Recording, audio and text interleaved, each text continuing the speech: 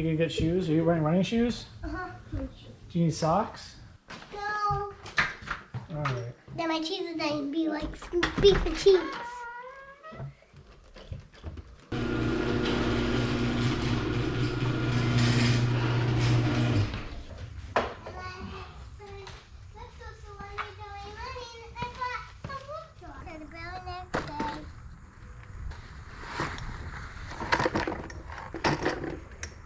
Right. First run since the 50K with the Munchkin.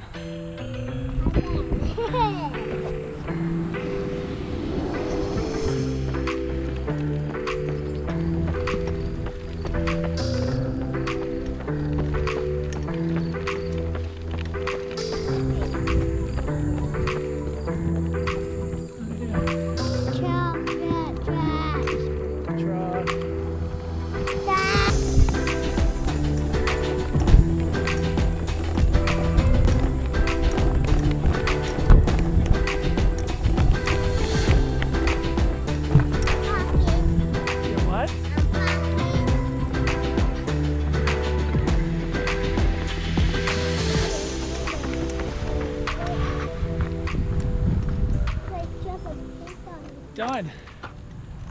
Just over 3.5 miles, but first run since the 50K. Feeling pretty good. It's not our house. It's Bob's house. Bob's the minion house. Oh, you're crazy. Oh, it's okay. Hey. Hi. Still in sleeping, I guess. He is asleep. How'd that go? Alright, I fell asleep putting him to bed. Oh, that's fine. No nap. Oh, you making chicken nuggies? Yay. Well, that's good. How many are you having? I'm just having like, not a lot, that's like one. One. These are chicken fingers. I want a chicken finger. You hit that button? There you go. Hey, Carly. Everybody's back? Thank you.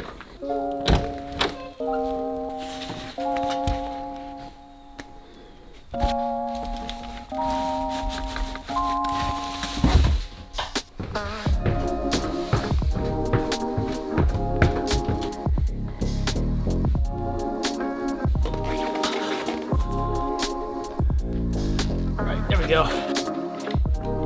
So if you haven't seen my last videos, I recently did a 50K where I think I did really well, but in the end I sort of hurt my right knee, or maybe I just inflamed a previous issue. Either way, it hurt, and that was my main focus on the recap as far as how I physically felt.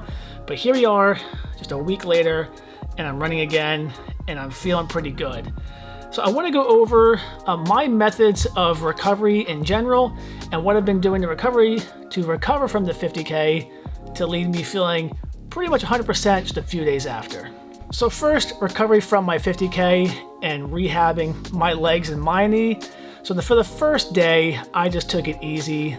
All of Sunday, so the day after the race, which is pretty much me sitting on my butt and just soaking in the rest.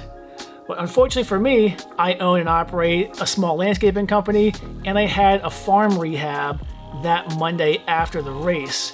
And for that farm rehab, just included a lot of walking around and weed whacking, a lot of brush down to make it all look good.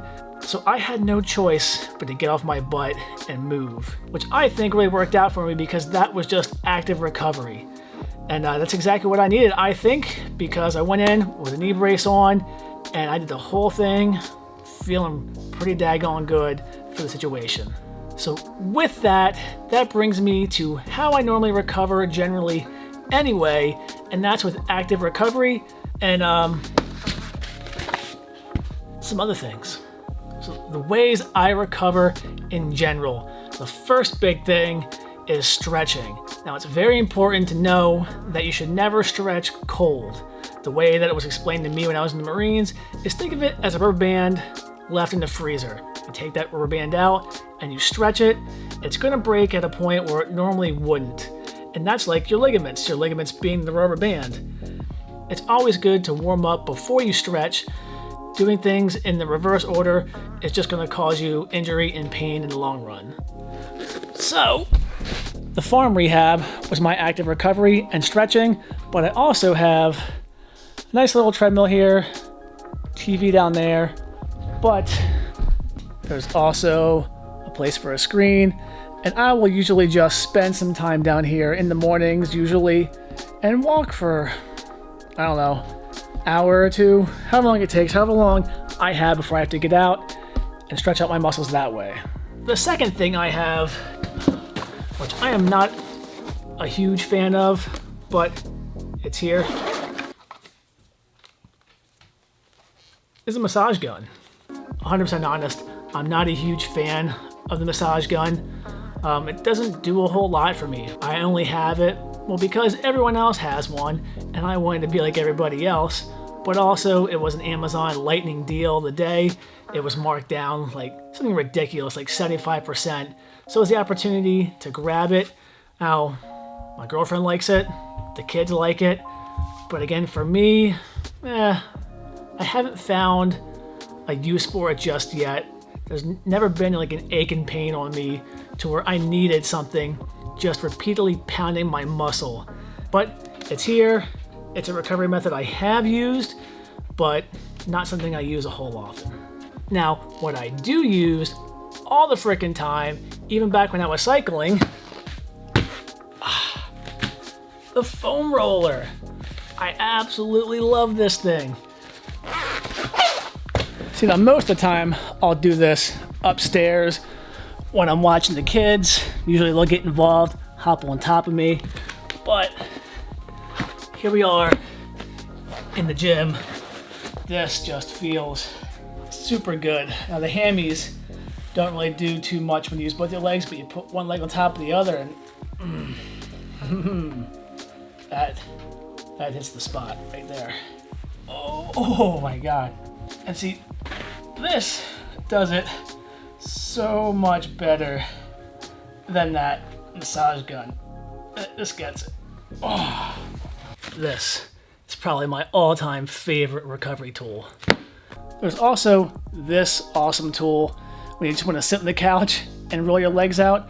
I like to use it pretty much for everything, but this little thing is also super useful. But that's really it. That's my recovery process pretty much all the time, no matter what, but it's definitely something that helped me, I think, recover so fast from the 50K, and I am really blown out now. How do I change exposure on this thing? Oh, no idea.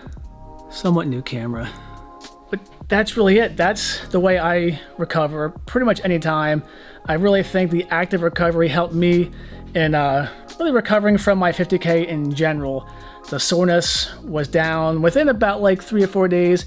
I think the soreness was pretty much all the way gone by Wednesday, and my knee felt great right after Monday.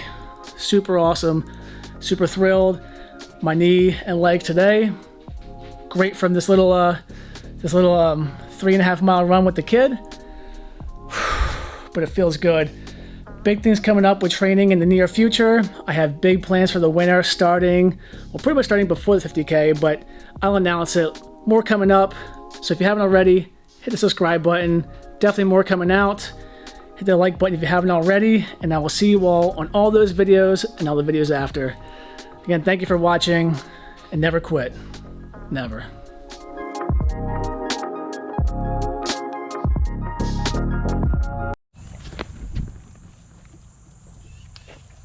Got a leaf? Nice. They look like two tooths. Here's your teeth for you. We're not going to go too far, don't worry. That's a little bit far. Yeah, a little bit far. I thought they would go that much far. But you want to go really far? Please. Money, please.